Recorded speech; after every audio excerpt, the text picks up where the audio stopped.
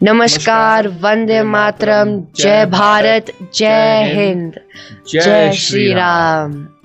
मैं हूँ यज्ञ पांडे और ये मेरे पापा पवन पांडे। मैं आशा करता हूँ कि आप लोग सब ठीक ठाक होंगे और वहाँ पे ठंड का मजा ले रहे होंगे। हाँ, इस वक्त इंडिया में बहुत ठंड पड़ रही है जहाँ तक मैंने सुना है, और उसके जस्ट विपरीत यहाँ साउथ अफ्रीका में गर्मी भी पड़ रही है, लेकिन उतनी भयानक यहाँ नहीं पड़ती है। लेकिन चलिए ठंडी का मज़ा लीजिए। आज हम लोग रिएक्ट करने वाले हैं इस पे Why are Indians getting banned in South Korea?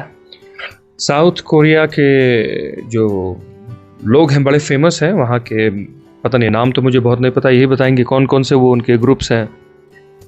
एक है BTS, ENHYPEN, Stray Kids, 17, Blackpink, वो बहुत ढेर सारे हैं और इनके फॉलोअर्स बहुत हैं ऑल ओवर द वर्ल्ड, और लोग क्रेजी हैं, पागल हैं इनके लिए। क्यों पागल हैं पता नहीं, सारे मुझे मीठी खीर ही दिखते हैं, मुझे लड़के भी लड़कियां ही नज़र आती हैं उन पे। न दाढ़ी है न मूछ है, मर्दों वाली कोई बात नहीं है, लेकिन वो बड़े फेमस हैं, बड़े हैंडसम हैं ये कहा जाता है। तो वैसे इंडिया वाले भी कुछ कम नहीं है, इसलिए मुझे लगता है इंडियंस भी all over the world famous है, लेकिन इनका कुछ आजकल क्रेज़ बढ़ा हुआ है। तो हम रिएक्ट करने वाले हैं कि साउथ कोरिया में क्यों इंडियंस बैन है यार, क्या कुछ प्रॉब्लम्स है। तो एक बड़ी अच्छी वीडियो है और मुझे लगता है सबको देखनी चाहिए और समझनी चाहिए, और जिनको गलतफहमी है उनको वो गलतफहमियां भी दूर कर लेनी चाहिए। तो आइए शुरू करते हैं इस वीडियो को।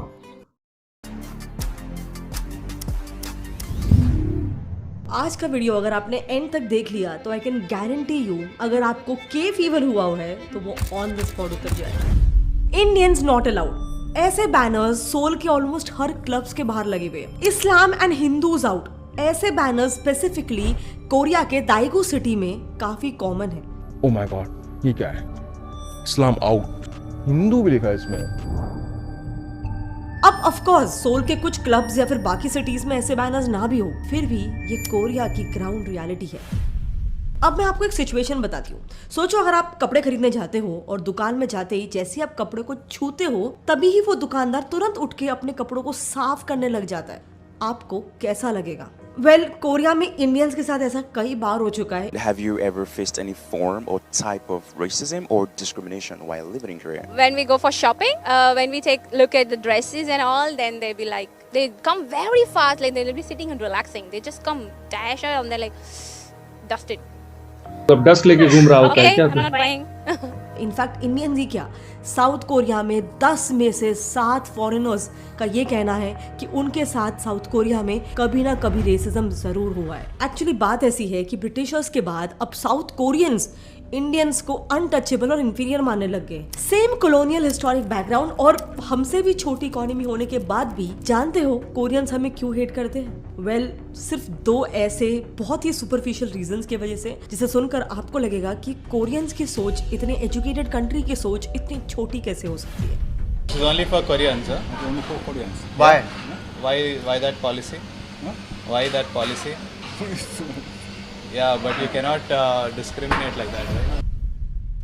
Only for Koreans, no Indians। ये मंजर कहीं और का नहीं बल्कि हमारे ही देश का है, जहां हम इंडियंस को ही रेस्टोरेंट्स में आना मना है। एक्चुअली आंध्र प्रदेश के अनंतपुर में किया मोटर्स के मैन्युफैक्चरिंग प्लांट के आसपास करीब 15 से 20 कोरियन रेस्टोरेंट्स खुले हुए। इन रेस्टोरेंट्स में जब द वायर ने स्टिंग ऑपरेशन किया तब ये रिवील हुआ कि इन कोरियन रेस्टोरेंट्स में इंडियंस के लिए डाइन इन तो छोड़ दो, वहाँ इंडियंस की एंट्री तक बैन है। इनफैक्ट इन कोरियंस में इंडियंस के प्रति हेट इस लेवल तक है कि वहाँ रेस्टोरेंट का स्टाफ भी उन लोगों ने इंडियन नहीं रखा है बल्कि नेपाली सिटीजन रखा है। कहाँ काम करते हैं? मैं इधर ही काम करता हूँ। आप इधर ही काम करते हैं? जी। अच्छा, तो आप तो इंडियन है? नहीं, नेपाल है। नेपाल से हैं? कैन यू बिलीव दैट ये सब हमारे जमीन पर हो रहा है? सो बस सोचो, अगर हमारे ही जमीन पर ये हो सकता है तो साउथ कोरिया में किस लेवल तक का रेसिज्म होता होगा। सो हाल ही में राज, जो कि एक कोरिया बेस्ड इंडियन यूट्यूबर है, उसने अपने सटल क्रेजी कोरिया इस चैनल पे इंडियंस के खिलाफ हो रहे एक काफी इंपॉर्टेंट इशू को अपने व्लॉग से हाईलाइट किया। राज दरअसल पिछले 9 साल से कोरिया में रह रहा है, पर पिछले साल ही वो अपने न्यू दिल्ली से आए दोस्तों को कोरिया घुमा रहा था। तब उसके दोस्तों ने उसको कहा कि क्लबिंग के लिए चलते हैं, बट राज कभी कोरिया में क्लबिंग के लिए नहीं गया था। उसके लिए भी कोरियन क्लबिंग ये फर्स्ट एक्सपीरियंस होने वाला था, तो बीइंग अ ब्लॉगर राज उस एक्सपीरियंस को रिकॉर्ड करने लग गया। अब जैसे ही वो पहले क्लब में पहुंचता है, देखना उसके साथ क्या होता है। उनको गार्ड बस इसीलिए अंदर जाने से रोकता है क्योंकि वो इंडियन है। उनसे वो गार्ड कहता है कि ये क्लब में तो अलाउड नहीं है, आगे वाले क्लब में ट्राई कर लो। It's a rule. It's a racism. 무슨 말인지 아는데 경찰을 부르셔도 되는데 입장은 안 돼요. पर उस क्लब में जाने पे तो उनका इससे भी बुरा इंसल्ट होता है। उस क्लब का गार्ड राज को ऐसे ऐसे करके उनको सीधे वहां से भगा देता है। तीसरे क्लब में तो उनको किसी से झगड़ा करने की भी जरूरत नहीं होती है, वहां तो सीधे बोर्ड में ही लिखा होता है Indians and Pakistanis are not allowed.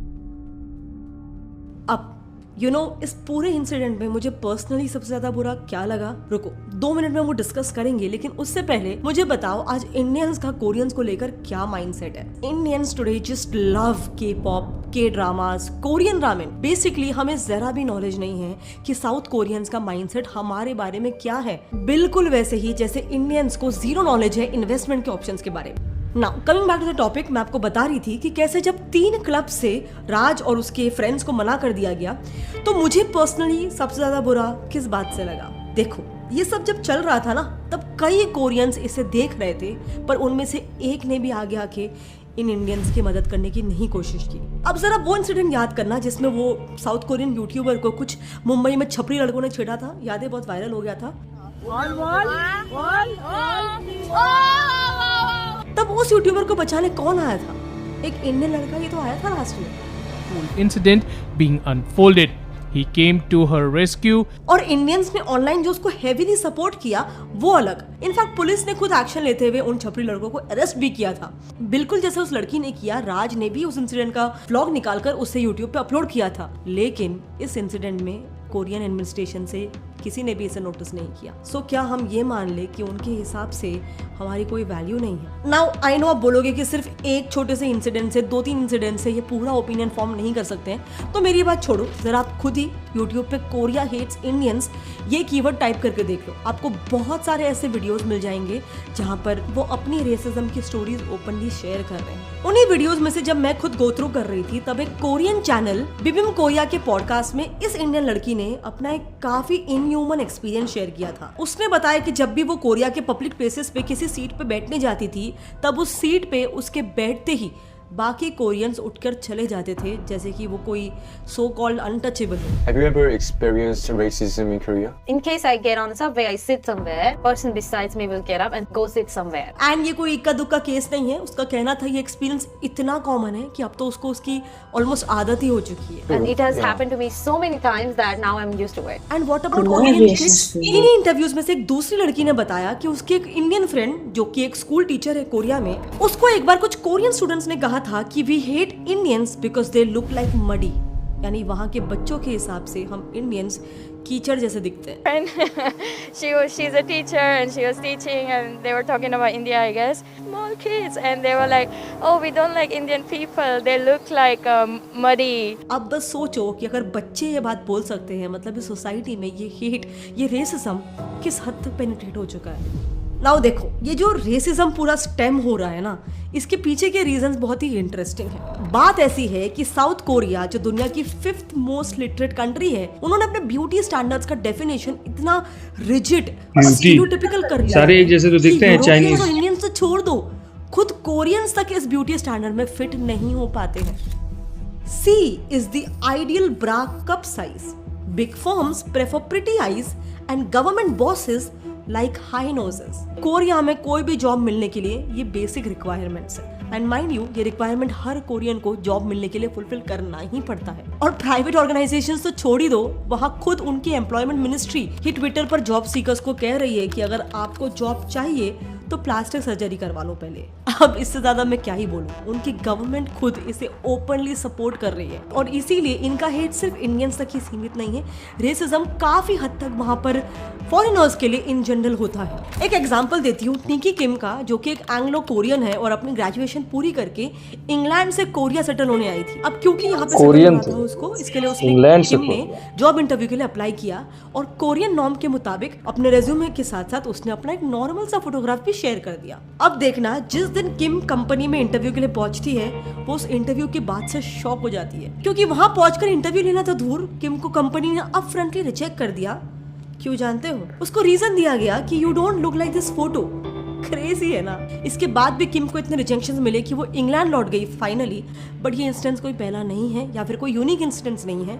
Korea में ये काफी नॉर्मल है। इसे एक्चुअली ओइमो जसांग जुई कहते हैं, जिसका लिटरल मतलब होता है लुकिज्म या फिर लुक्स आर सुप्रीम। बेसिकली जैसे इंडिया में आपको सिर्फ रेज्यूमे देना होता है, लेकिन कोरिया में रेज्यूमे के साथ कैंडिडेट के लुक्स काफी मैटर करते हैं। और ऐसा वहाँ एक या दो कंपनीज में नहीं, एक सर्वे जिसमें कोरिया के 900 बिजनेसेस को सर्वे किया गया था, इसमें by the way government offices भी इंक्लूडेड है। उन 900 में से 60% बिजनेसेस में एप्लीकेंट्स को फोटो सबमिट करना मैंडेटरी था। और आगे चल के फिर कैंडिडेट का सिलेक्शन भी एक्चुअल लुक्स पे ही डिपेंड करता था। इसीलिए कोरियंस में आप देखोगे कि वो अपने ब्यूटी स्टैंडर्ड्स को लेकर इवन वेस्टर्न फॉरेनर्स को भी डिस्क्रिमिनेट करते हैं। और सिर्फ लुक्स और कलर के लिए नहीं, वहाँ पे लैंग्वेज और रीजन स्पेसिफिक भी डिस्क्रिमिनेशन होता है। But you always feel different. It's not. You're always a foreigner.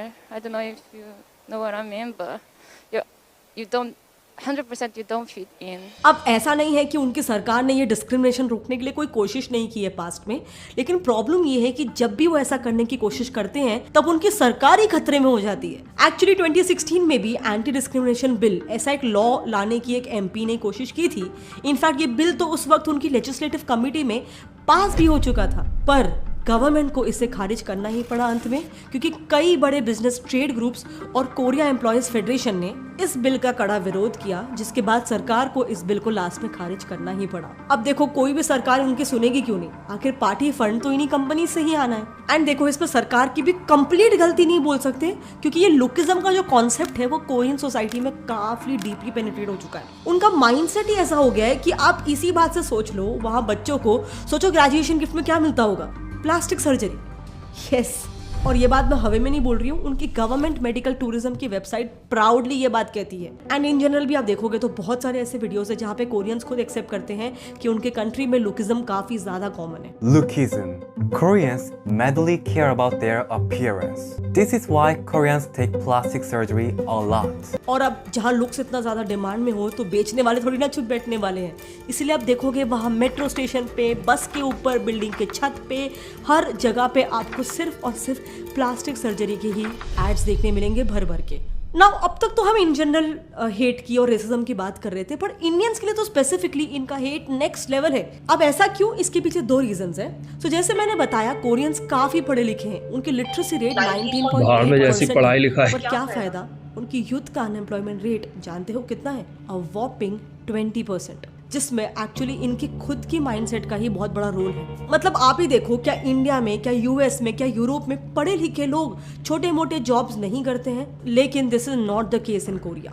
So currently Korean industrial and farming sectors में बहुत heavy shortage of workers face हो रहा है। मतलब आप सोचो, सिचुएशन वहाँ की इतनी बदतर है कि कोरियन सरकार को ब्लू कॉलर वर्कर्स को बाहर से इंपोर्ट करना पड़ रहा है, बस इसीलिए क्योंकि उनका यूथ पढ़े लिखे होने की वजह से ऐसे छोटे मोटे जॉब्स नहीं करना चाहता है। सो ये बैकग्राउंड हम समझ गए।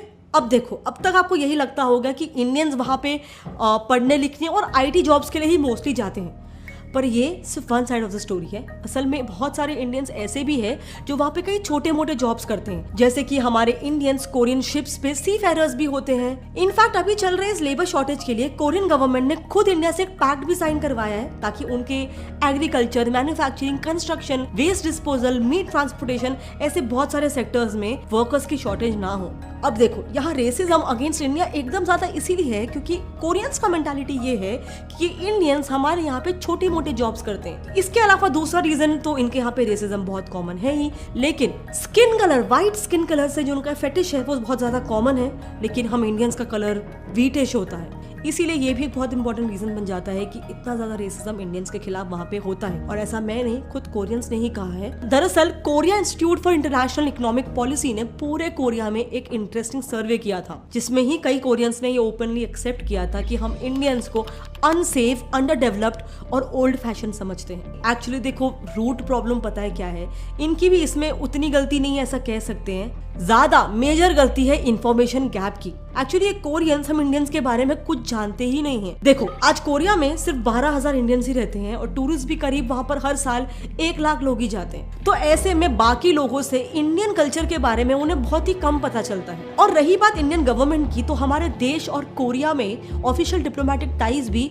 काफी कंपैरेटिवली लेट 1973 के आसपास ही हुए थे, यानी करीब आजादी के 30 साल बाद। इनफैक्ट इससे पहले तो उनके प्राइम मिनिस्टर हमारे देश को दुश्मन देश समझते थे। उन्हें लगता था कि हम एक कम्युनिस्ट आइडियोलॉजी को सपोर्ट करने वाले देश है, क्योंकि हम रशिया के एलाय थे और साउथ कोरिया यूएस का एलाय था, जो कि एक कैपिटलिस्ट कंट्री था। सो मैं आपको बस दोनों साइड का पर्सपेक्टिव बताने की कोशिश कर रही हूँ। एंड ये वीडियो बनाने का मेरा बिल्कुल भी ये कहने का मतलब नहीं है कि कोरियंस को अभी से हमको हेट करना शुरू कर देना चाहिए और उनके के कल्चर को, के पॉप को, के ड्रामा को बॉयकॉट कर देना चाहिए। ऐसा मैं बिल्कुल भी नहीं कह रही हूँ। इनफैक्ट हमारा तो कल्चर ही अतिथि देवो भव का है। मैं बस ये कह रही हूँ कि इट्स हाई टाइम कि हम इंडियंस ये समझ जाए कि हाँ, दूसरे देशों की रिस्पेक्ट करना, उनके कल्चर को फॉलो करना, उनसे अच्छे एस्पेक्ट्स उठाना, ये बिल्कुल अच्छी बात है। लेकिन एक दूसरे देश की इज्जत करते वक्त हमें अपनी रिस्पेक्ट नहीं खोनी है। मुझे एक्चुअली काफी सारे ऐसे रैंडम वीडियोस मिले जहाँ पे लोग अपना पर्सनल ओपिनियन शेयर कर रहे थे। जब मैंने और देखना शुरू किया तो मुझे मालूम पड़ा यस, एक्चुअली काफी सारे साउथ कोरियंस इंडियंस को हेट करते हैं, उनके खिलाफ उनके मन में बहुत ज्यादा रेसिज्म है। तो मैं बस आपको ये एक ऑल्टरनेट पर्सपेक्टिव देना चाहती थी कि नो डाउट अगर आपको के ड्रामा देखना है, आपको पसंद है, जरूर देखिए, लेकिन इतना जरूर याद रखिए कि this should not be at the cost of your self respect, our self respect. And again ये मेरा ओपिनियन है, to each to its own. आपका क्या ओपिनियन इस बात में? क्या आपके हिसाब से हमें इस इशू के ऊपर के पॉप या के ड्रामा को बॉयकॉट करना शुरू कर देना चाहिए, या आपके हिसाब से हमें ऐसा नहीं करना चाहिए? आपके जो भी ओपिनियन है मेरे साथ नीचे कमेंट सेक्शन में शेयर करना। बट इतना जरूर मैं जानती हूँ कि काफी कम लोग इसके बारे में जानते हैं, तो प्लीज जितना हो सके इस वीडियो के थ्रू हमें अवेयरनेस रेज करना है।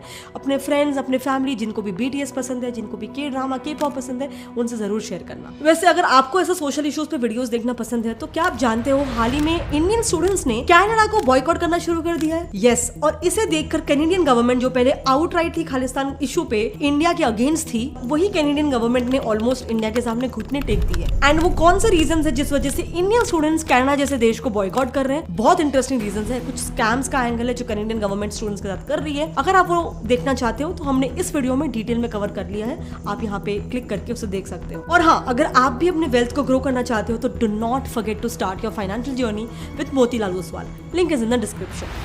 जय हिंद। जय हिंद।